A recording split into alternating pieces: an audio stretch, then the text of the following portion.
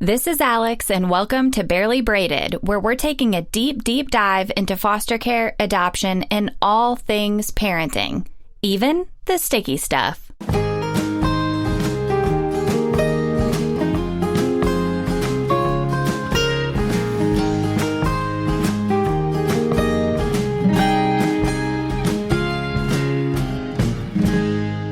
Hello, and welcome to episode 26. And you're going to have to bear with us today because today is the very first time that I have had the pleasure of introducing 3 guests. That's right. There are 4 of us in this virtual room right now, and I'm pretty excited about it. I think we got all of the technical quirks worked out, and I'm hoping everything goes flawlessly. I'm sure it will because these guests today are awesome people and so on top of it. So today our guests come from Bethany Christian Services, and some of you may know that or recognize that name as an adoption agency, but they're going to explain and share the many facets that you might not know about Bethany Christian Services. So first, we have Kayla. Kayla recently graduated with a master's in social work and moved from Lakeland, Florida to Nashville, Tennessee, where I live, which is kind of how we got connected in doing this. Her current position at Bethany is the foster care case manager.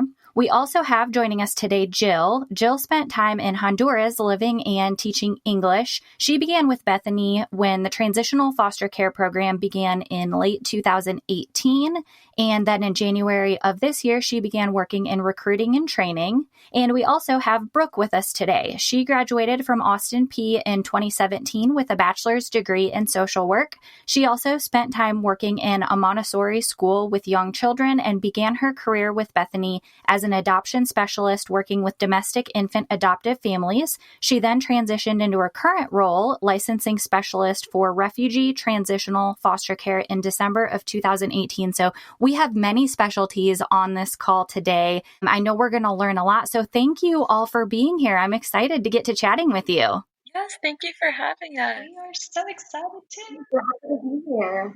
Awesome. Well, if you don't mind, I'm just going to go ahead and jump into the questions. We'll get started here with the first question for Kayla. How did Bethany Christian Services get its name?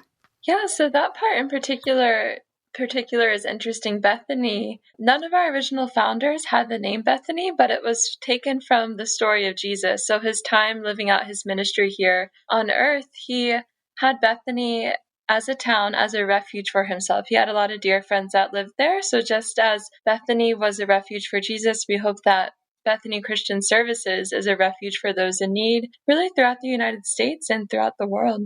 That's wonderful. I always assumed that one of the founders' names was Bethany, but I guess not. That is so cool. Thank you. So I know many people associate Bethany Christian Services as an adoption agency. That's just kind of what you think of when you hear that name. Can you describe the other areas that you serve? Yeah, so in Nashville specifically, we are able to offer other services such as pregnancy support, family counseling, infant adoption in the United States, post-adoption services, safe families for children, foster care adoption in the United States, therapeutic foster care, and then transitional foster care. I had no idea that the scope of services was so broad. So that's so great to know all of the different types of people and families that you serve. Where does Bethany operate? Is it all states? I mean, pretty much. So we are available over 30 states and then more than a dozen countries worldwide. And so in Tennessee specifically, we serve in the cities of Nashville, Johnson City, Chattanooga, Knoxville, and Memphis. But our global headquarters are located in Grand Rapids, Michigan. Okay, cool. Thanks, Brooke. I may catch you a little bit off guard, but in the 30 states where Bethany operates, do you know, are there like offices in each of those 30 states? Yes, and even depending on the state, they could have even multiple offices within it. So yes. Okay, that's interesting to know because Joel and I had kind of considered moving to South Dakota at some point in the future, and we've kind of talked about that in our podcast. And with that move, we'd like to remain involved in foster care or adoption. We're not really sure exactly what that looks like. So I just put into a Google search, like adoption agency, Rapid City, South Dakota, because that's the nearest big city. And Bethany was the first one that popped up. So I was excited to see that. Oh, that's so exciting. It might be meant to be. I don't know. It's a sign to me. I think so too. And I know when Kayla and I were first talking, switching to Bethany as an agency was kind of discussed. It was something that I was interested in, and she was giving me all of the information as to like what that would look like and what the differences would be. And unfortunately, a switch in agency from DCS wouldn't really make a whole lot of sense for us right now because of the move. But it was so interesting to know that you operate in so many facets in so many areas. So that's amazing. Yeah, I would just want to make sure that they offer foster care services there. So that would just be something that you'd want to check, and then contacting that office just to get more information on what those next steps look like, since going into an agency may look a little different than through the state of Department of Children's Services. Yes, absolutely. Definitely something that will be on our to-do list as soon as we move. We're kind of looking at that in the near future. So on the to-do list. Okay, so based on what I've learned, there are 2 distinct foster care programs at Bethany in Nashville. One is the domestic foster care for children in custody of the state, and then the other is transitional foster care for unaccompanied minors. So on the domestic foster care side, Kayla, how does fostering through Bethany differ from like fostering through a state organization like DCS or DSS or whatever it is called in that particular state?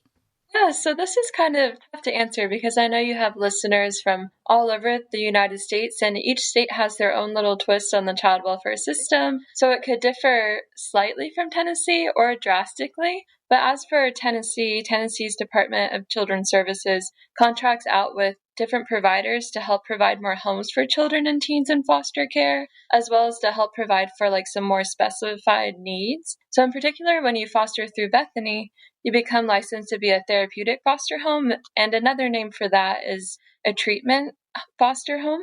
And when you foster through a private provider in Bethany in particular, there's less cases carried by the case manager. Of course, Bethany is faith-based, not meaning that we impose our beliefs on others, but it's what drives our mission. And then, of course, again, you're licensed to be a therapeutic treatment foster home. Okay, that is very interesting. I know a lot of listeners had questions about what it means to be a therapeutic foster home. And at one point, we actually had a guest on the podcast. Her name was Stacy, and she lives in Texas. And she gave us all of the ins and outs of becoming a therapeutic foster home. So that may be a good episode to listen to for people who are interested in the therapeutic foster care. But what I've always kind of wondered this, when a child is removed by CPS or whichever agency is performing that, in what circumstances would Bethany be the agency to place that child in a foster care program rather than like the local state agency placing the child themselves? Yeah, that's a great question. So part of it just depends on what beds are available, but also when the kids are coming into care, they're completing different assessments. For Tennessee, that's the Child and Adolescent Strengths and Needs Assessment. And then from that assessment and from their history, they're categorized into levels. So level 1, 2, and 3. And levels 2 and 3 means those children and teens have greater needs. And of course, that can look like so many different things. I wish there was stricter criteria, like if a youth has 2 mental diagnoses and this and that, then they are put in level 3. But it's more determined on a case-by-case basis through what is known about the child, their past history, their behaviors, and then what comes out of their assessments. And then once they're categorized into that level 2 or 3, and if a therapeutic home is open with a private provider agency, that would be the first pick. Okay. And I've had that question before too, regarding the levels of the children in foster care. And the question that came to me was, how many levels are there? So you're saying there are 3 levels. Is that right? Yes, for at least the state of Tennessee, right? So can give you that much. Mm-hmm. Interesting. Okay, Cool. So, Jill, I have a couple questions for you, if you don't mind, about transitional foster care. When did that program start for Bethany? Yeah, of course. So transitional foster care, we were fully staffed by December of 2018, but we didn't receive our first placement of kiddos from the border until March of 2019. Okay. And what makes that program different from like what you would consider to be like the state foster care program? Yeah, it's quite a bit different. So our kiddos are in federal custody. They are not in state custody. So we're receiving kiddos who are coming specifically from Central America. So Honduras, Guatemala, and El Salvador is where most of the kids are coming from. So they're crossing the border, and then we receive a call and we receive the kids from the border into our care.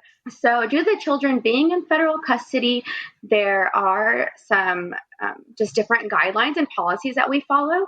So the children must be with an approved caregiver at all times. They attend their educational classes at our site here in East Nashville in Tennessee. So they don't go to public school as in domestic foster care. And part of the reason why is our kiddos speak Spanish mostly. And so we're able to provide them that bilingual education and that classroom structure and rules and kind of hopefully prepare that child for when they are reunited with a family member here in the United States, that they would be more prepared going into the public education system with that sponsor, with that family member here in the United States. So the children with us too, they're usually only in our care for between 30 to 90 days. So I've heard with domestic foster care, a child could be with you anywhere from a couple days to I've heard 5-6 years, right? So it's a very big difference with how long a child will stay in our care. I say average 45 days. And basically the children come to us from the border. Our case management team locates a sponsor, which is just a family member or a friend from home country here in the United States who can care for that child long term. We just have to make sure that that person is safe before placing that child with that sponsor. So we're not waiting for, a bio mom to maybe get off of drugs or get out of jail, right? So that's why the process usually isn't going to last longer than those 90 days. That is so interesting. I had no idea that this program exists. Okay, so dumb question. What does it look like when the child is traveling from wherever it is, like near the border to like Nashville, Tennessee, for example? Like I'm assuming they probably have to have an adult with them. Is that a person who works for Bethany? How does that work? Yeah, no, great question. So once a child crosses the border into the United States, so at that point, they're in ICE custody. They turn them, they're apprehended by Border Patrol. They're in ICE custody. And then the Office of Refugee Resettlement, ORR, takes the child, and it's their goal to release the child from the border as quickly as possible. And at that point, we would get an email here at Bethany asking us to receive the minor in our care. And as long as we have the bed available, we do everything we can to receive that minor. And so they would be transported to us from the border via plane and come into our care. Wow, that is so interesting. So as a transitional foster care parent, do you need to speak Spanish? No, that's a great question. And I get that question from foster parents all the time. Most of our foster parents actually don't speak Spanish, and they pick up on it. I will say, like coming in to the program and training, that tends to be a big fear that our families have initially, but I will see them maybe a month or two later, and you just see them coming in and speaking Spanish to the kiddos and things. So first of all, our parents pick up on Spanish, rather quickly, I think. But our kiddos are just little sponges. And so they're receiving a bilingual education. And so when I worked in the classroom, I remember I was saying something in English about like preparing a party or something that the kids weren't supposed to know. And I was speaking in English thinking, oh, they don't understand. And then a kid repeated right back everything I said to me in Spanish. I was like, okay, so we ruined the party. So the kids learn English so fast. That is so cool. So I know there are a lot of free or very reasonable cost resources for people who are looking to learn another language like Duolingo or something like that. So it's good to know that you don't have to be Spanish speaking immediately, but it does make sense that both the parents and the children can kind of learn from each other and get a hang of the other language, at least to be able to communicate at a basic level and provide the necessary care for them. Cool. So I know that we talked a little bit about in a previous conversation that Bethany sometimes hosts events. How can adults in the community, foster parents, adopted parents, or even non-parents get involved in those events?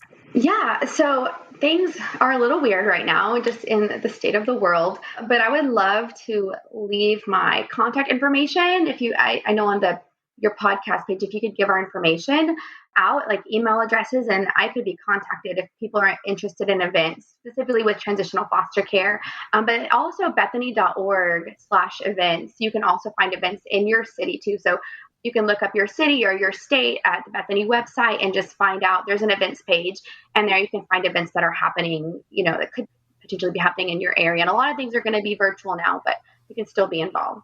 Yes, absolutely. That's great. And if you don't mind, I will get all of your contact information, email addresses, and I'll post it in the description of this podcast. So hopefully listeners have an easy way to find it. I guess I have another question. I hadn't assigned it to any of you three. So maybe just, somebody jump in who may be best to answer this. But I'm wondering, are you currently recruiting foster parents both in Tennessee and in the other states you operate? And if so, how can if I'd like to be a foster parent through Bethany, reach out for more information? So yeah, I can take this since I'm the recruiter for the Transitional Foster Care Program. We are definitely recruiting families. I would say that that's our biggest need, our foster families, both for the Transitional Foster Care Program and for the Therapeutic Foster Care Program with Kayla. So if that's something, definitely contact me or Kayla, depending on the program that you may be interested in the Nashville area. I'm not sure about in other states, their specific programs, what exactly their needs are. I can really just speak for the programs here in Tennessee or here in the Nashville area. But yes, there is always a need to have foster families on board to help care for the kiddos in our care. And we do state trainings every month. And so we could, get you guys trained. And then Brooke would start the home study process to get your home ready for foster kids. Awesome. I know that is kind of, and when I started this podcast, I vowed to discuss even the sticky stuff, even the stuff that was kind of difficult to talk about. And that's something that I'm going to get into real quick before we wrap up. But I know one of the common complaints with foster parents who are affiliated with the state agencies, they a lot of times feel that they're not as adequately supported as they hope to be. And I know just from talking to the three of you that I don't think Bethany experiences that problem. You all seem to be so helpful and so supportive and so on top of things. So I think that is definitely something to speak very highly of your organization. And I just wanted to throw it out there. But I do have one last question, and I'm going to ask for each of you, if you don't mind. Well, it's a two-part question, but I would like to know, what encouragement would you give to potential foster parents who may be on the fence about fostering? And then also, is there anything else that I forgot about Bethany, about foster care, about adoption, about anything that you would like to talk about? So kind of a two-part question. I'm going to start with Kayla. All right. So as for encouragement, I think one of the things I hear often from foster parents or potential foster parents is this fear of getting too attached to the child. And I was speaking to a foster parent recently, and they told me something that stuck with me, and I hope will help your listeners if someone's on the fence. And she said that you may be the only one this child attaches to. And that's a really heavy weight, thinking that you might be the only one to show them what a healthy, secure, stable relationship looks like. And I truly believe that being a foster parent is one of the most noble and one of the most impactful roles you can have in a child or a teen's life.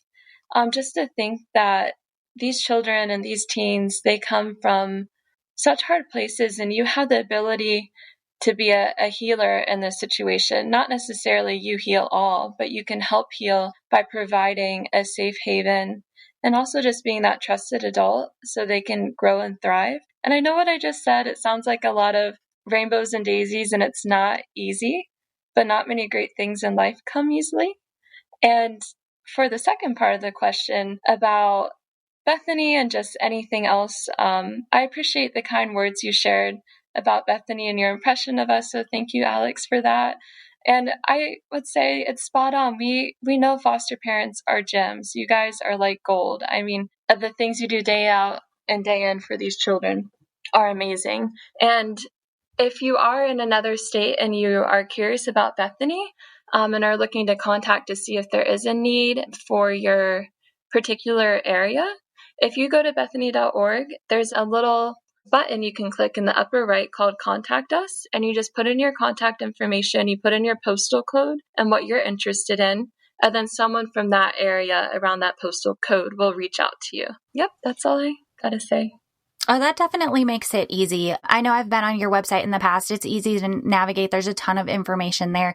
What you said about you may be the only person that child is connecting with, oh my goodness, definitely hits you in the heartstrings. And it's something that's very important, I think, for all foster parents or adoptive parents to keep in mind. Like, I can picture myself at 2:30 in the morning, like holding a screaming, teething baby. And that phrase that you said is going to pop into my mind. I'm going to remember that when we're like really going through the hard stuff. So thank you, Kayla, for that. I really appreciate it. God, I'm so happy to hear that. Yes. Okay. Brooke, what encouragement would you give potential foster parents who may be on the fence about beginning foster care? And then anything else I forgot? Well, I will say that Kayla just really nailed the response, and it's going to be hard to kind of top that. But I've also heard that fostering can be overwhelming, just not knowing what to expect, not knowing all of the steps to take and whatnot. And so I just really encourage people to just trust in the Lord, and He will make it so clear for you. Like, it may seem really, really hard in the beginning, but once you get started in the process, like, you will know that you were meant to do this. And He's always going to be there to support you, along with the agency staff that you may be with. And so, like Kayla has said also, like, it's going to be really hard, but boy, is it going to be worth it. I just wish like everyone could meet the kids that we serve, because they're all so truly amazing. And I kind of get jealous of my foster parents because they get to just spend extra time with them and build that connection and relationship. And so I just think if you're wondering if it's the right time or not, I always say it's never the right time. And so you might as well just get started, because there are always kids in need, and the Lord calls us to do this. And so I think that's what I have to say. Yeah. And I also just want to add that it was very kind of what you said about Bethany. And I truly do feel that our staff here is so supportive of our foster families, but also just the minors in our care. I think that's what makes it so special, is that they get to come to the site every day. So the office that we work in, we're able to see those kiddos, and we're really involved and hands-on and making their lives better, as they enter the United States. And so I feel that's just really powerful to know about the Transitional foster care program here in East Nashville. And so hopefully, if that is something that listeners are interested in, they can see if that is near where they're at in their area. I will say for right now in Tennessee, we are the only location, but we are hoping to grow in other major cities such as Memphis and Knoxville. And so just prayers on that we're able to grow within Tennessee to help serve these unaccompanied minors, to provide the help that they deserve. That's great information to have, that Bethany is growing. And I know, just from an outside perspective, I would love to see the company grow into operating in all 50 states. I think that would be amazing. And it kind of seems like the company is in a spot where maybe that is in their future. But it says a lot about a company and its mission and its values when I speak with the three of you, and I just can sense how supportive you are, because having people like you on our side, I know sounds like a really, really helpful thing. It's not something we always experience in foster care, at least personally. And so that sounds very, very appealing for me. So thank you all for, your support. And it really does say a lot about the company. Jil, you know what's coming next. What encouragement would you give to potential foster parents who might be on the fence about fostering? And then is there anything else that I may have forgotten? Yeah, I would just like to say that, becoming a foster parent, specifically through transitional foster care, our families have the opportunity just to forever impact the life of a child in a short amount of time. So you may be thinking, oh, I'm only going to have a child like 30 to 90 days. Like, what can I do? How can I impact a child in such a short amount of time? And like, the impact is huge. I was doing a home visit recently, and the foster mom was just telling me that a male that she fostered, he was 16 years old, and he calls every single Sunday to check up and see how she's doing. And that just, to me, the fact that he is a teenager and older and he's making that commitment, like how much of an impact did that family have on his life? She's able to continue like that mentorship with him and make sure he stays in school and listens to his mother and things like that. So take the opportunity to at least do some research, read about foster care, look it up, Google foster care, just learn about how you have the opportunity to make a difference in children's lives. Amazing. Thank you. Thank you so much. And thanks to all three of you, Jil, Brooke, and Kayla. Like we talked about, I will go ahead and leave contact information in the podcast description. That way, if I have listeners who are here local, near the Nashville area, or really anywhere in the country, if they'd like to reach out to Bethany and become involved in whether it be a foster program, an adoption program, the events that Bethany hosts, then they will know who to reach out to. Once again, I really appreciate you three being here. You guys are awesome and so supportive. And thanks again. I hope you have a wonderful week. Thank you so much for having us. This opportunity. Thank you. All right. Talk to you soon. Bye.